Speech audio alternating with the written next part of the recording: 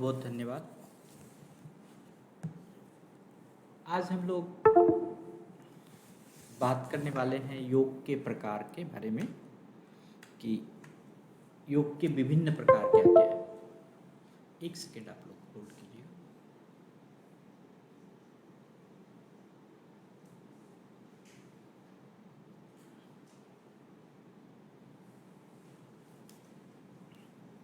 तो योग के विभिन्न प्रकार में जब हम चर्चा करते हैं तो अ, हम बहुत सारे अगर हम देखें तो बहुत सारी योग के साधन प्रणाली है कि योग कैसे किया जाता है, उसके हिसाब से योग का वर्गीकरण किया गया है। और अगर गीता में देखें, वर्तमान जो महापुरुष हैं, जो बड़े बड़े अभी जो संत हैं या जो योग करने वाले हैं, योगी हैं, उन्होंने योग को तीन पार्ट में बांटा है। एक कर्म योग, एक ज्ञान योग और भक्ति योग। इन तीन मेन पार्ट में योग को देखा गया है कि कर्म योग करना है, भक्ति योग करना है और ज्ञान योग करना है। लेकिन जो प्राचीन ग्रंथ है, जो वैदिक ग्रंथ है, जो उपनिषद है, उन सब में जो योग के प्रकार हैं वह कुछ अलग है और वह भी हमें जानना चाहिए। उसमें है हठ योग,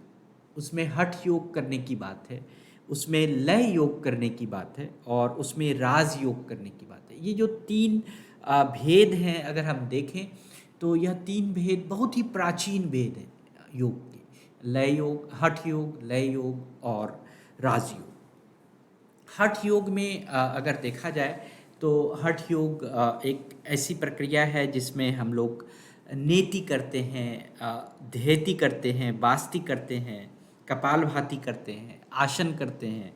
मुद्रा करते हैं, त्राटक करते हैं, प्राणायाम करते हैं। बहुत सारी ऐसी शारीरिक प्रक्रिया है जो हम शरीर की साधना करते हैं, शरीर को उस आसन में व्यवस्थित करते हैं, उस प्राणायाम की मुद्रा में व्यवस्थित करते हैं और हम इससे शरीर, देखा जाए तो हमारा शरीर स्वस्थ होता है, बलिष्ठ होता है, कार्यशील होता है। हमारे शरीर में बहुत सारी अलग अलग ऊर्जाएं जो है वह अपने आप उत्पन्न होती है। तो जो हठ योगी है वह भी, आप हठ योग भी एक साधना है। और लय योग में अगर हम देखें तो उसमें कहा गया है कि जो हमारी समस्त कामनाएं हैं, जो वासना है, जो आसक्ति है, जो संकल्प है, विकल्प है, इन सब के जाल से मुक्त होना। मतलब हम ऐसी चेष्टा करें, हम ऐसी वृत्ति करें जिससे कि चित्त जो है, जो हमारा कॉन्शियसनेस है, जो हमारा मन है, वह शून्य हो जाए, शांत अवस्था में प्राप्त हो जाए। और मन की शांति के लिए हम लय योग करते हैं कि मन में कुछ भी, कोई भी भाव, कोई भी विचार जब नहीं आता हो, तो इस तरह से हम लय योग करते हैं। इसमें विश्वास है कि अगर हम इस लय योग को नित्य सिद्ध करें, डेली अगर हम इसको करें, जैसे आज हमने कहा था ध्यान में, मन का जो लय है, मन की जो शून्यता है, वह बहुत आवश्यक है। तो अगर हम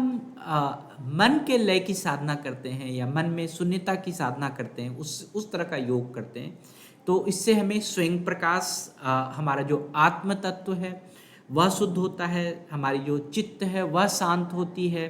हमें स्वयं की एक स्फूर्ति आ जाती है और हमारा जो मन है, जो हमारा ज्ञान है, वह बहुत ही विस्तृत हो जाता है अगर हम लय योग की साधना करते हैं। और जो प्राचीन काल में जो राजयोग के बारे में बताया गया है, इसमें कहा गया है कि जो देह तत्व है, मन तत्व है और आत्मा तत्व है, तीनों तत्व, आपका जो देह है, शरीर है, आपका जो मन है, आपका जो आत्मा है, इन तीनों को अगर हम तीनों को सम्यक रूप से जान लें, एक तीनों को बराबर तरीके से हम समझ लें, तीनों को हम उसके स्वरूप को प्रतिष्ठित कर लें, उन हमारे शरीर का स्वरूप क्या है, हमारे मन का स्वरूप क्या है, हमारे आत्मा का स्वरूप क्या है, इन सबको प्रतिष्ठित करने की प्रक्रिया जो है वह राजयोग है। और देह, इसमें क्या कहा, जो शरीर है वह राज्य के समान है। यह जो शरीर है यह प्रजा है आपकी, राज्य है आपका। और इसमें जो जगत का, जो ब्रह्मांड का जो मालिक है वो आत्म स्वरूप है। और जो इसमें हमारी जो अंतर इंद्रियां हैं या जो बाहर इंद्रियां हैं, जिसमें देह के ऊपर जिसका अधिकार है, इन सबको हम यंत्र या कार्य के रूप में देखते हैं कि इनको कैसे कैसे किस तरह से कहाँ कहाँ किस तरह से सेट किया जाए, किस तरह से हम अपने कार्य को सही तरीके से करें। तो राजयोग एक बहुत ही अच्छी प्रक्रिया है जिसमें हम कह सकते हैं कि हमारे शरीर का, मन का और आत्मा का, तीनों का ही हमारे ऊपर जो है उसमें हम योग करते हैं। और इसमें कोई अगर हम कहें कि कोई कोई साधक जो है अगर अपने आप को अगर इस हठ योग या लय योग या राज योग या कर्म योग या ज्ञान योग या भक्ति योग जिसके अंतर्गत भी समझते हैं, जो भी समझते हैं, इन सब में एक ही बिंदु है, एक ही प्रक्रिया है जिसको हम कहते हैं अष्टांग योग। अष्टांग योग में जैसे हमारा आसन है, हमारी मुद्रा है, हमारा प्राणायाम है, हमारा ध्यान है, हमारी धारणा है, हमारी समाधि है, इन सब जो भी चीज़ है उनको मंत्र योग के साथ या फिर जप योग के साथ या योग प्रणाली के किसी भी त्रिविधि, किसी भी विधि के साथ अगर हम यूज़ करते हैं, जैसे हम योग करते समय ओंकार प्रणव मंत्र की प्रार्थना करते रहते हैं, मन में वह जाप करते हैं। अगर हम योग के साथ और भी कुछ करते हैं तो उसमें समझना चाहिए कि हमारे जो प्राचीन समय से, बहुत पुरातत्व समय से, बहुत ही पुराने से पुराने समय से, कई सैकड़ों हजारों साल पहले से जो इस योग की जो साधना चल रही है, जिसमें कर्म योग, ज्ञान योग, भक्ति योग का जो सुंदर सामंजस्य है, अगर गीता के ज्ञान के थ्रू देखें तो उसकी भी चेष्टा हमें करनी चाहिए, वह भी हमें करना चाहिए कि अगर हम कर्म करें या हम ज्ञान की वृद्धि करें, हम किसी के साथ भक्ति करें, तो इसमें भी बहुत सारे ऋषि मुनि हैं, जैसे याज्ञवल्क्य या ऋषि, बहुत सारे ऋषि हैं जिसमें इनको कहा जाता है। लेकिन अगर हम देखें तो जो हमारे सनातन धर्म की प्रक्रिया है, हिंदू धर्म में योग का जो सनातन धर्म से ही योग की उत्पत्ति हुई है। और योग में अगर हम इसमें बात करें तो जो शिव के योगी हैं, जो शिव के की योग, शिव की तरह योग साधना करते हैं, वो योगीश्वर कहलाते हैं। जो शिव की प्रक्रिया, हम लोग धीरे धीरे बात करेंगे कि शिव की प्रक्रिया क्या है, योगीश्वर की प्रक्रिया क्या है। और इसमें जो कृष्ण की तरह जो अगर योग करते सॉरी,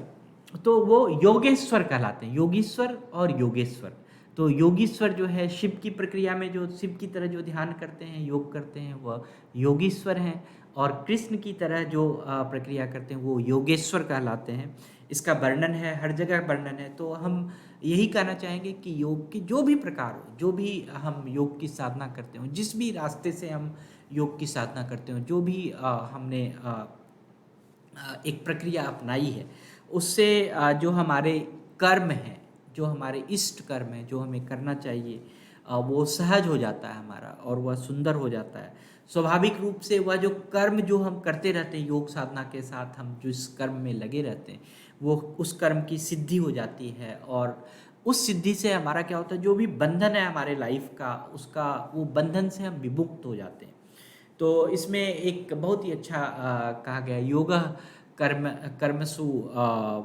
कर्मसु कौशलम, मतलब कि अगर आप योग के द्वारा सहज रूप से अगर कोई कर्म करते रहते हैं, तो जो भी करते रहते हैं, तो उससे आपको कौशल प्राप्त होता है, उससे आपकी सिद्धि प्राप्ति होती है।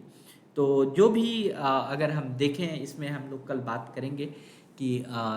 किस तरह के योगी साधक होते हैं, किस किस तरह के योगी साधक बन सकते हैं आप, और कहाँ कहाँ योग का हम उपाय उपयोग कर सकते हैं, योग से हम क्या क्या और भी चीज़ कर सकते हैं, हमारे सच्चे योगी की क्या पहचान है, इसके बारे में भी हम लोग बातचीत करेंगे। तो आज के लिए बस इतना ही, धन्यवाद।